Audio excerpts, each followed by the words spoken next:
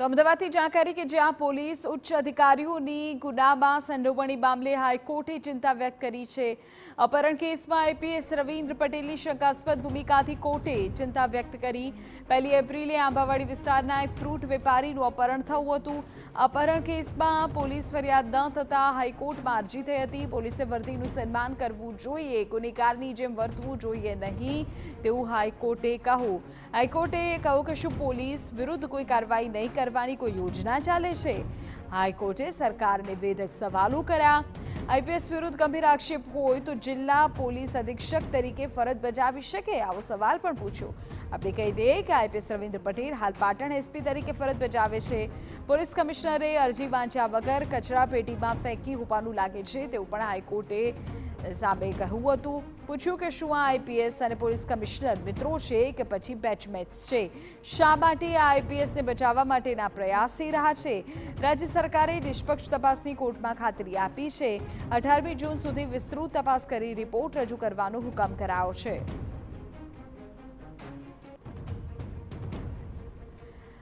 તો રવિન્દ્ર પટેલની શંકાસ્પદ ભૂમિકા અંગે તપાસ થાય તેવું હાઈકોર્ટે કહ્યું છે। અમારા સંવાદદાતા રોનક વર્મા વધુ જાણકારી આપી રહ્યા છે। રોનક, હાઈકોર્ટના સવાલો વ્યાજબી પણ છે કારણ કે મામલો જ ગંભીર છે।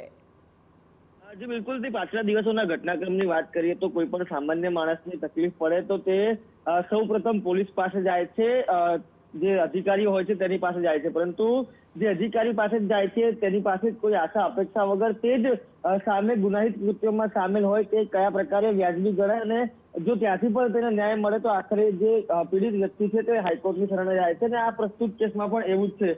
એક વ્યક્તિ છે જેનું અપહરણ થયાની જે સમગ્ર ફરિયાદ હતી અને એ ફરિયાદ કમિશનર સુધી કર્યા બાદ પણ જે યોગ્ય નિકાલ ન આવતા આખરે જે ગુજરાત હાઈકોર્ટનું શરણું લેવું પડ્યું હતું। અને આ જ મામલે જ્યારે ગુજરાત હાઈકોર્ટમાં સુનાવણી ચાલી ત્યારે ગુજરાત હાઈકોર્ટે પણ ગંભીર ચિંતા વ્યક્ત તે કરી છે। આ અપહરણના જે કેસમાં આઈપીએસ રવિન્દ્ર પટેલ છે તેમની શંકાસ્પદ ભૂમિકાથી કોર્ટે પણ જે ચિંતા છે તે વ્યક્ત કરી છે। ઉપરાંત અધિકારીઓ વિરુદ્ધ કોઈ કાર્યવાહી નહીં કરવાની કોઈ યોજના ચાલે છે કે કેમ તે મામલે રાજ્ય સરકારને વેધક સવાલો પણ કર્યા છે। આ ઉપરાંત જે આઈપીએસ છે તે હાલ એસપી તરીકે ફરજ બજાવે છે અને આ એસપી તરીકે ફરજ બજાવે છે તેના પર પણ જે ગુજરાત હાઈકોર્ટ છે તેમના દ્વારા સવાલ ઉપાડવામાં આવી રહ્યા છે। શું આઈપીએસ અધિકારીને બચાવવાના પ્રયાસ કરવામાં આવી રહ્યા છે તે પ્રકારના પણ આક્ષેપ લગાવવામાં આવી રહ્યા છે। ત્યારે હવે સમગ્ર વિગતવાર અહેવાલ છે તે મંગાવવામાં આવ્યો છે। 18 જૂનના રોજ હવે આ મામલે સુનાવણી હાથ ધરાશે।